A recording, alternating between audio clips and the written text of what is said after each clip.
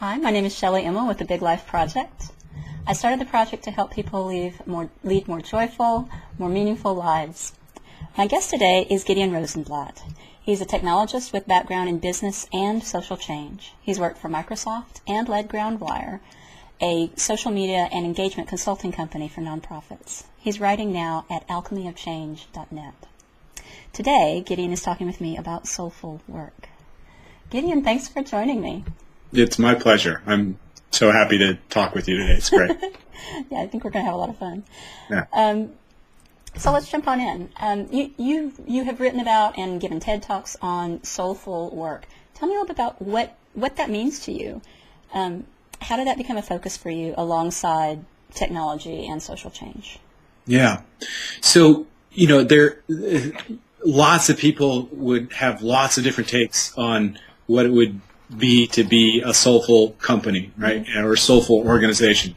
And so I can only speak from my perspective. They're really, and when I try to simplify it, there's kind of two core elements that keep coming back to me over and over.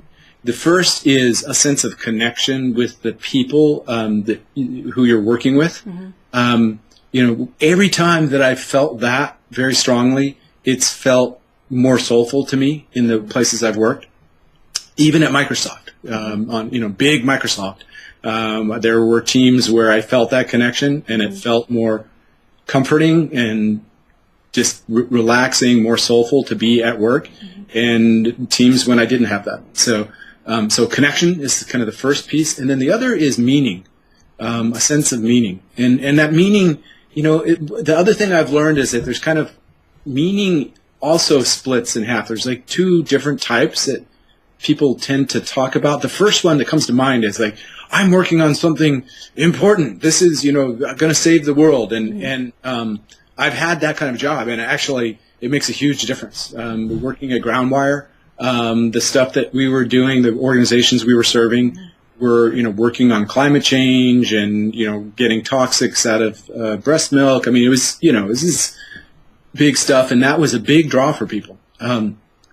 But there's this other type of meaning that people tend to kind of dismiss as like, it's not that important. It doesn't compare with the big meaning. The first one I call big meaning, and the second one is more like little meaning. And that's just the joy you get from doing something.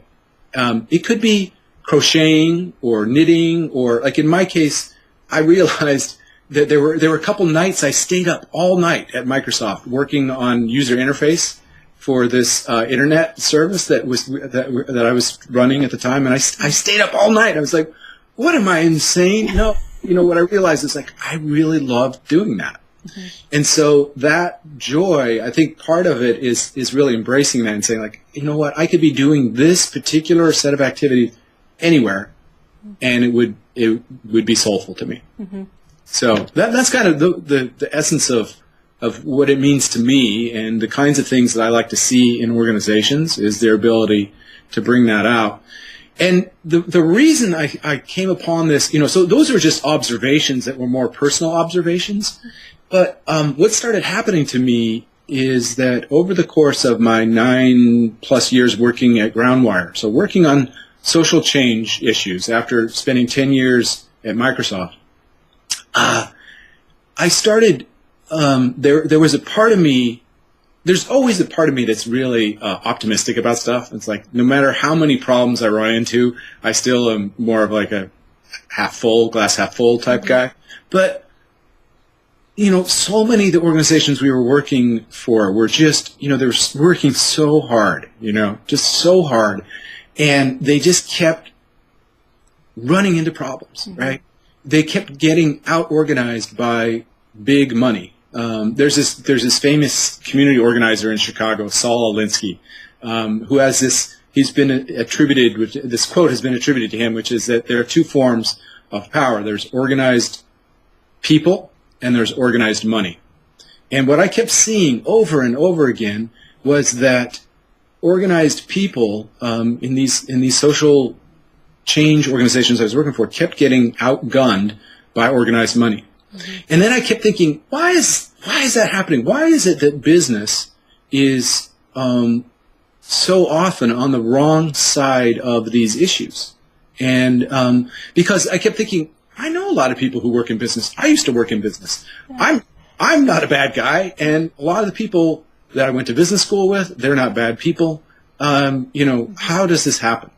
And so that got me thinking about moving more what I would call upstream.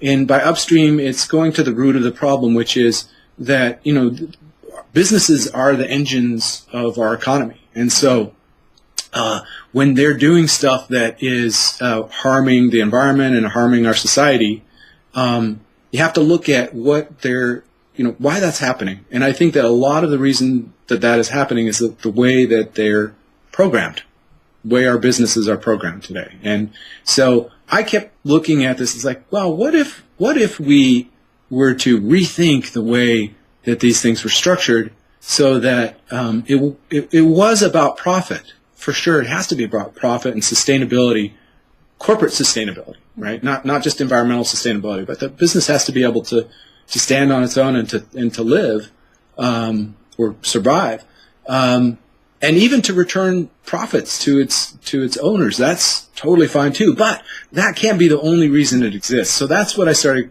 looking into this whole issue of, well, what would it mean to build a company that is soulful? Mm-hmm. Yeah. So was it hard to start talking about that? Soul is not typically a word you hear in business a lot. What was the reception when you started talking with people about that concept? Yeah. Okay, so it kind of came in stages. Like my coming out of soulfulness came in stages. And, what I'd say is that when I was at work, I didn't really use the word soulful or soul or any of that kind of stuff, even though, I'm actually a fairly spiritual guy. A lot of people wouldn't know it, looking at my background and stuff like that. I mean, now maybe that I'm talking about Soulful Company, you might go, wow, what's going on with that guy? But so I tend to go with my intuition a lot. I trust my guts, because I think that, in some ways, like that's a pretty good connection to our soul. And I tend to, and so when I was talking to people about intuition at work, because I would try to bring that out in people, because what I saw was that when people trusted that, they made better decisions. Mm-hmm. So I wouldn't call it that. I would call it like going with your guts or, that kind of stuff. But what happened was over the course of a couple of years, people started saying that. Well, what do your instincts tell you? Like I saw them asking each other, well, what's your gut say on that? And so I could see that starting to permeate through the organization. But I have a friend who consciously went about trying to kind of inject more spiritual terms into the organization, and people, they don't like that, right? And there's a good reason. I think that our communities of faith and our communities of business, actually, there's a reason why they're separated, and I think they probably need to be. And people resist, especially when you bring one particular view into the workplace. Mm-hmm. It's so. What was interesting is in terms of talking publicly, using the word soulful. The first time I did it was speaking about a year and a half ago to a group here in Seattle. It's a group of philanthropists who I really respect and admire. It's called Social Venture Partners. Mm-hmm. And I started talking about the Soulful organization because I feel like they have a little bit of that. And I was talking about Groundwire, which I believe is soulful as well. And that talk went just fine. And why? It was because I was framing it from my personal perspective. Mm-hmm. I was sharing my personal observations, the feeling I was getting from these organizations. No problem. Then about 6 months ago or so, I did a talk at TED here in Seattle where I was focusing explicitly on the Soulful Company. And I think that I practiced like crazy for that talk, and it was, I learned so much prepping for, when you prep for a TED talk, it's a big deal, and I learned a lot doing that. But I got feedback from that TED Talk that was very instructive about trying to mix these two terms, the soul and the company. And the talk itself was really about, I was kind of going out of the way to simplify things and, talk about the company and the soul and bringing them together and things like that. And the feedback I got was, one, wow, how can you say that Apple is a soulful company? That's ridiculous. Look at what they're doing in China. Look at, all these things. Even, and then Whole Foods, look at what they do. There's some of their CEO, some of his things he said in the past. And I kept thinking, wow, I didn't even say that these are soulful companies. I said that these are organizations that were trying to tap the souls of their employees and their customers. And that what we needed to do is have organizations that weren't just interested in tapping the soul, but also feeding it. Mm-hmm. That was the whole point of the talk. But people are so sensitive around this word, soul, and protecting it, that even bringing it close to the word company is kind of dangerous, because people just immediately assume you're saying that these are soulful entities. Mm-hmm. And I think it's interesting too, because, in a weird way, companies have good aspects to them, and bad aspects. And, or that's kind of black and white, but, they do things that are helpful, and sometimes they do things that are not helpful. Mm-hmm. And just like people, right? That's one of the reasons why I think, I'm not saying the spiritual company, I'm saying the soulful company, because the soul is this thing. It's like, it's not all good. It's not just this pure, depending, people have different views of it, but, one of the things that is kind of nice about the soul is it's very human. Mm-hmm. And it makes mistakes, right? It's not perfect. And so, I think that that's, one of the things I learned is that when you do talk about the soul, people are very quick to say, wait a minute, are you saying these companies are soulful? Because they're not. And what I kept finding is myself having, and I had to defend myself when I was connecting these words. And so, one thing that I've realized is that, trying to use this label of soulful company is probably counterproductive. Mm-hmm. It's just, it's probably not worth it. There are other ways that I'm exploring now to describe what I'm talking about. But still, the spirit of, the kind of the fire that's burning inside me is this idea that companies and organizations of all types actually will probably work better when they not just tap the soul of their stakeholders, but they also feed it. And the last thing, just very briefly, one other thing that came up was somebody saying, wow, are you saying that companies have a soul? I said, whoa, no. This whole question around, are companies legal persons? That was kind of the other thing that came up was, so I don't even believe that companies are legal persons, personally, even though the Supreme Court would disagree with me. Mm-hmm. But, to say that they have a soul is no way. But soulful, the whole idea of a soulful company is a company that creates room to be full of souls, right? To allow people to bring in their full soul, their full self into the entity. That's more what I'm talking about. Yeah, and if you've ever worked in that environment, you recognize it, and you don't want to not work in that environment again. Absolutely. I started a company essentially because that's the environment I wanted, because I'd had it. And when that company went away, it's like, all right, you better start one, because if you don't own the company, there are real limits on how much of that you can necessarily inject into a workplace. I couldn't inject it, that's not my personal gift, but I could make a place where other people could bring it and could thrive and attract more people who wanted the same. Yeah. It's very powerful. When you get it, it's energizing. Agreed. Yeah, experiencing it directly mm-hmm. is the only way you can really feel the power of this. Yeah. So how do you do it in your own life, Gideon? We've talked about sort of the company level and sort of the systems level of things, but there's a personal level. There has to be. That's where the soul really is. Right. So you're your best guinea pig. How do you make your work more soulful? How do you bring your soul to what you do? And what does that feel like? Yeah. So, at one level, I think that, coming back to meaning and connection, the connection one is probably easier to explain. It's finding those places where you walk in and you just feel that sense of connection with the people there, and it's an intuitive kind of gut. It's a feeling. It's more of a feeling than a rational sense. Of course, you're going to have to be rational, and you have to make it work from the perspective of being able to draw in the paycheck and the things you need to have a decent life. Of course, I mean Maslow's hierarchy of needs is still at play.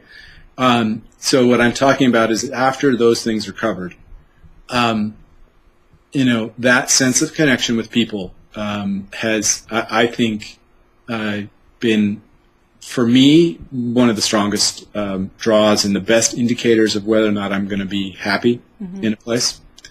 Then when it comes to meaning, that's the one that's been a little bit harder for me. I've actually been lucky in that when I was in my 20s, my grandfather, who was somebody who I was just extremely close to, and he died actually right when my first son was born, like within days. And he said something to me when I was young, which is, he was talking about luck. He's and luck versus hard work. He said, Gideon, if you ever have to choose, if you find yourself in a situation where you have to choose between hard work or luck, and I was like, okay, get ready. He's going to be talking about the importance of hard work and blah blah. And he said, choose luck. And I. This is a very successful businessman in Salt Lake City, Utah, ran one of the biggest companies there. And then he paused for a minute, and then he looked at me and he said, but remember, luck doesn't like a schmo. Right? And I think that's kind of comes back to this sense of meaning, which is that I've been lucky to kind of, he phrased it as luck, but I think it comes back to this trusting your guts. Like, to me, it really feels like each of us is brought here for some purpose. And like our mystery in the great mystery that each of us has is to find out what that is. Like, why are we here? Joseph Campbell talks about this a lot. And for your readers and your audience, or I don't know what you call it, your viewers, I don't know what you call them, but for those of you who don't know Joseph Campbell, he's this wonderful historian of myth. He's passed away, but he tells this. He has this amazing understanding of what the power of myth is, and that what it truly is about is each one of us. It's the story that each one of us lives in finding our purpose. The hero's journey is the journey that each and every one of us take every day, overcoming these obstacles that we have, these things, these interferences, trying to achieve our holy grail, our, the golden fleece, whatever it is, but that reason why we're here. And so for me, in life, what happens is that I feel it. When I feel like there's something that's part of my destiny, I get this weird kind of timeless feeling. I can't explain it other than that. It's like time kind of freezes, light becomes super real, kind of hyper real for me. This is just my experience of it. It happened when I knew, I went up to interview at Microsoft, and there was this moment right before the interview as I was going into the door, and I was like, oh my God, I'm going to work here. I'm going to be working here. And there was a similar moment when I made the decision when I was leaving Microsoft and going to work at Groundwire, which is a crazy idea, completely crazy. It was like 6 people. It just seemed so rinky-dink compared to everything I was doing at Microsoft. It was this huge, we were on top of the world back then, and it was like this. And here's this little rinky-dink organization, and yet there I was in this room with the people who were at this organization, and like all of a sudden, midway through the meeting, I realized there was no executive director at the table, and I said, "Where's the executive director?" And they said, "Well, we're searching for one right now." And time just froze, And I remember the light bouncing off. That was in a marina, their office, and I remember the light kind of bouncing on the walls, and I was like, "Oh my God, I'm going to be the next executive director here." So it's making those choices led me down paths of meaning, real meaning for me. And so it was finding the way to actually tune into that and figure out what are those things. And sometimes they're just not logical at all. And sometimes they're embarrassing. Right? You're making decisions that people don't get. And people are, but it's having the courage to continue to do it. And in each case, I have to say that it's been a great decision for me. There's none of them that I would ever retract.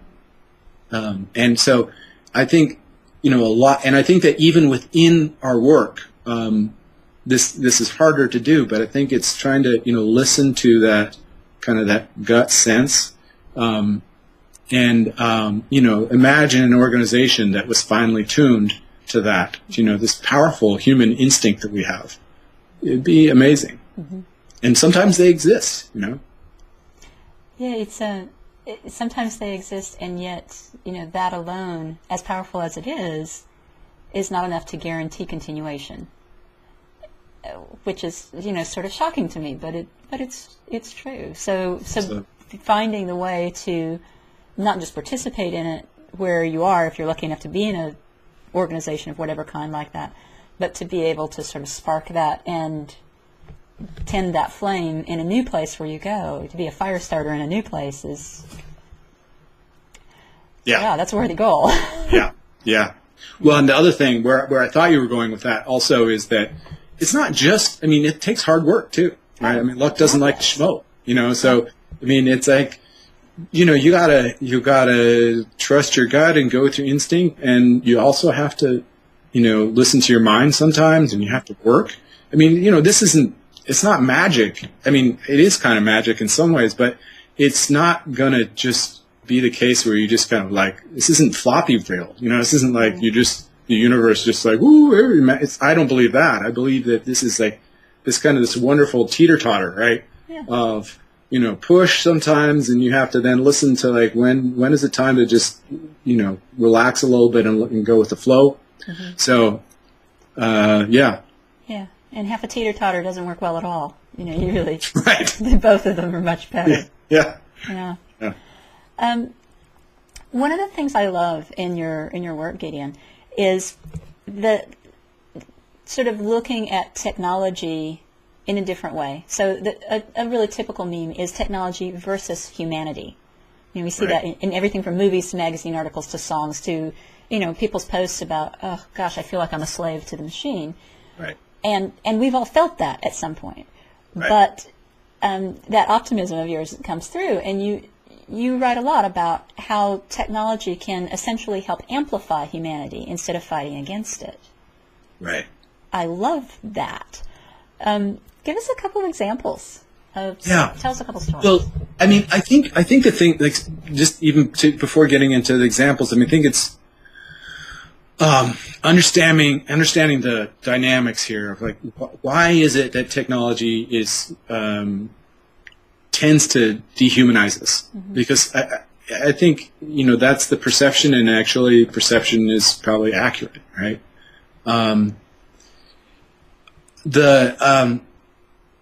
Science is one thing. Technology is the application of that science. The engines, right, again, that are driving most of those applications today, most of them are businesses.